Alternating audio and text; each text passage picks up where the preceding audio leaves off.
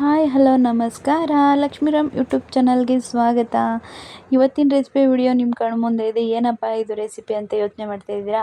ಅಷ್ಟು ಯೋಚನೆ ಮಾಡಬೇಡಿ, ಬನ್ನಿ ಪಟಾಪಟ್ ಅಂತ ಹೇಳ್ತಾ ಹೋಗ್ತೀನಿ. ಅದಕ್ಕೂ ಮುಂಚೆ ನನ್ನ ವಿಡಿಯೋನ ಕೊನೆ ತನಕ ನೋಡಿ, ಎಲ್ಲೂ ಸ್ಕಿಪ್ ಮಾಡಿಬಿಡಿ ಅಂತ ವಿಡಿಯೋ ಸ್ಟಾರ್ಟ್ ಮಾಡೋಣ ಬನ್ನಿ. ಮೊಳಕೆ ಕಾಳು ಇಲ್ಲಿ ನಾನು ತೊಗೊಂಡಿದ್ದೀನಿ. ಮೊಳಕೆ ಕಾಳು ನಮ್ಮ ಆರೋಗ್ಯಕ್ಕೆ ಎಷ್ಟು ಒಳ್ಳೆಯದು ಅಂತ ನಿಮಗೆ ಗೊತ್ತಿರ್ಬೋದು. ಆದಷ್ಟು ಇವಾಗ ಕೆಲವರು ಜಾಸ್ತಿ ಕಾಳುಗಳನ್ನ ಯೂಸೇ ಮಾಡಲ್ಲ.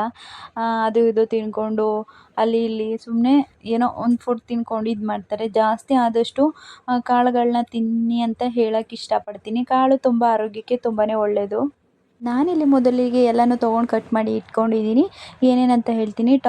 ಎರಡು ಟೊಮೊಟೊನ ತೊಗೊಂಡಿದ್ದೀನಿ, ಸ್ವಲ್ಪ ಕೊತ್ತಂಬರಿ, ಕಾಲು ಕಪ್ಪಷ್ಟು ತೆಂಗಿನಕಾಯಿನ ತೊಗೊಂಡಿದ್ದೀನಿ, ಈರುಳ್ಳಿನ 2 ಮೀಡಿಯಮ್ ಸೈಜ್ ಈರುಳ್ಳಿ ತೊಗೊಂಡಿದ್ದೀನಿ. ಇದಕ್ಕೆ ಜಾಸ್ತಿ ಐಟಮ್ ಏನಿಲ್ಲ, ಸಿಂಪಲ್ಲಾಗಿ ಮಾಡ್ಕೊಬೋದು. ಯಾರು ಸಾಂಬಾರು ಮಾಡೋಕ್ಕೆ ಬರಲ್ವೋ ಅಂಥವ್ರು ಕೂಡ ಈ ಥರ ರೆಸಿಪಿನ ಟ್ರೈ ಮಾಡ್ಬೋದು ಅಂತ ಹೇಳ್ತೀನಿ. ಸಖತ್ ಟೇಸ್ಟ್ ಇರುತ್ತೆ.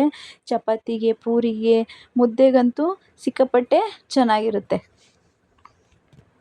ಇಲ್ಲಿ ನಾನು ಮಸಾಲೆ ಪೌಡ್ರುಗಳನ್ನ ತೊಗೊಂಡಿಟ್ಕೊಂಡಿದ್ದೀನಿ. ಏನೇನಂತ ಹೇಳ್ತೀನಿ ಬನ್ನಿ. ಮನೇಲೇ ಮಾಡಿ ಇಟ್ಕೊಂಡಿರುವಂಥ ಬೇಳೆ ಪೌಡ್ರನ್ನ ತೊಗೊಂಡಿದ್ದೀನಿ. ಬೇಳೆ ಸಾಂಬಾರಿಗೆ ಹಾಕ್ತಾರಲ್ಲ ಆ ಪೌಡ್ರು. ಅದಕ್ಕೆ ನಾನು ಅಚ್ಕಾರದ ಪುಡಿ ಮಿಕ್ಸ್ ಮಾಡಿಲ್ಲ, ಅದಕ್ಕೆ ಸಪ್ರೇಟಾಗಿ ಅಚ್ಕಾರದ ಪುಡಿನ ತೊಗೊಂಡಿದ್ದೀನಿ. ಇದಕ್ಕೆ ಇವಾಗ 2 ಸ್ಪೂನ್ ಬೇಳೆ ಪೌಡ್ರು ತೊಗೊಂಡಿದ್ದೀನಿ, 2 ಸ್ಪೂನ್ ಅಚ್ಕಾರದ ಪುಡಿ ತೊಗೊಂಡಿದ್ದೀನಿ. ಇಲ್ಲಿ ನಾನು ಚಿಕನ್ ಮಸಾಲ 1.5 ಸ್ಪೂನ್ ತೊಗೊಂಡಿದ್ದೀನಿ. ಚಿಕನ್ ಮಸಾಲ ಹಾಕೋದ್ರಿಂದ ಸಾಂಬಾರು ತುಂಬಾ ಟೇಸ್ಟ್ ಬರುತ್ತೆ. ಚಪಾತಿಗೆ, ಪೂರಿಗೆ, ಮುದ್ದೆಗೆಲ್ಲ ತುಂಬಾ ಟೇಸ್ಟ್ ಕೊಡುತ್ತೆ ಅಂತಲೇ ಹೇಳ್ಬೋದು.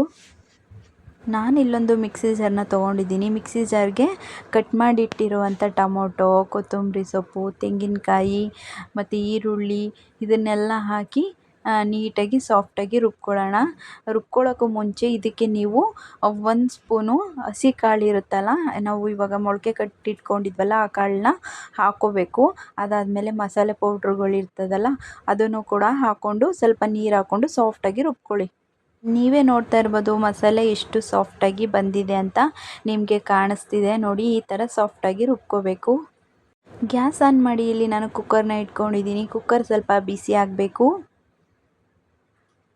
ಕುಕ್ಕರ್ ಬಿಸಿ ಆಗಿದೆ. ಇವಾಗ ಇದಕ್ಕೆ ನಾನು 5 ಸ್ಪೂನ್ ಆಯಿಲ್ನ ಹಾಕೋತಾ ಇದ್ದೀನಿ. ಹಾಕ್ಕೊಂಡು ಇದು ಚೆನ್ನಾಗಿ ಬಿಸಿ ಆಗಬೇಕು ಆಯಿಲ್ಲು. ರುಬ್ಬಿರುವಂಥ ಮಸಾಲೆನ ಎಣ್ಣೆ ಕಾದಿದೆ, ಇವಾಗ ಹಾಕ್ಕೊಳ್ಳೋಣ. ಹಾಕ್ಕೋಬೇಕಾದ್ರೆ ನೀವು ಸ್ವಲ್ಪ ನೋಡಿ ಹಾಕ್ಕೊಳ್ಳಿ, ಯಾಕೆಂದರೆ ಎಣ್ಣೆ ತುಂಬ ಬಿಸಿಯಾಗಿರುತ್ತೆ.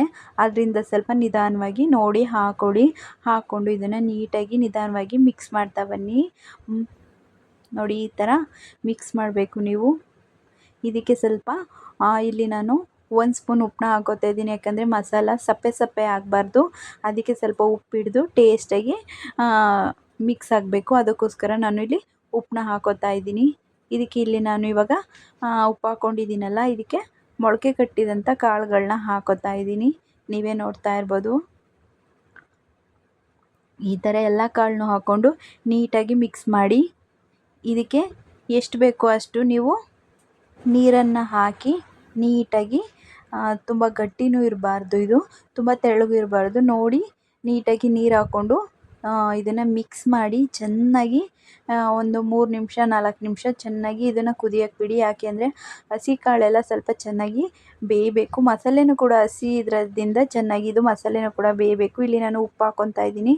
ನೀವು ನೋಡಿ ಎಷ್ಟು ಬೇಕಷ್ಟು ಉಪ್ಪನ್ನ ಹಾಕ್ಕೊಂಡು ನೀಟಾಗಿ ಮಿಕ್ಸ್ ಮಾಡಿ ಇದ್ರ ಮೇಲೆ ಒಂದು ನೀಟಾಗಿರೋ ಪ್ಲೇಟ್ನ ಮುಚ್ಚಿ ಒಂದು 2 ನಿಮಿಷನೋ ಇಲ್ಲ 3 ನಿಮಿಷನೋ ಚೆನ್ನಾಗಿ ಇದನ್ನು ಸಾಂಬಾರನ್ನ ಕುದಿಸ್ಕೊಳ್ಳಿ. ಸಾಂಬಾರನ್ನ ಕುದಿಯೋಕ್ಕೆ ಇಟ್ಟಿದ್ವಲ್ಲ, ಇವಾಗ ಹೇಗೆ ಸಾಂಬಾರು ಬೆಂದಿದೆ ಅಂತ ನೋಡೋಣ ಬನ್ನಿ. ನೋಡಿ ಇಲ್ಲಿ ಪ್ಲೇಟ್ ತುಂಬಾ ಬಿಸಿ ಇದೆ, ತೆಗಿಯೋಕ್ಕೆ ಆಗ್ತಾಯಿಲ್ಲ. ನಿಧಾನವಾಗಿ ತಗೊತೀನಿ. ನೋಡಿ ಸಾಂಬಾರು ಚೆನ್ನಾಗಿ ಕುದೀತಾ ಇದೆ, ನೀವೇ ನೋಡ್ತಾ ಇರ್ಬೋದು. ಕಾಳೆಲ್ಲ ಕೂಡ ಚೆನ್ನಾಗಿ ಬೆಂದಿದೆ, ಗೊತ್ತಾಗ್ತಿದೆ. ಕಾಳೆಲ್ಲ ಚೆನ್ನಾಗಿ ಬೆಂದಿದೆ, ಸಾಂಬಾರು ಕೂಡ ಆಗಿದೆ.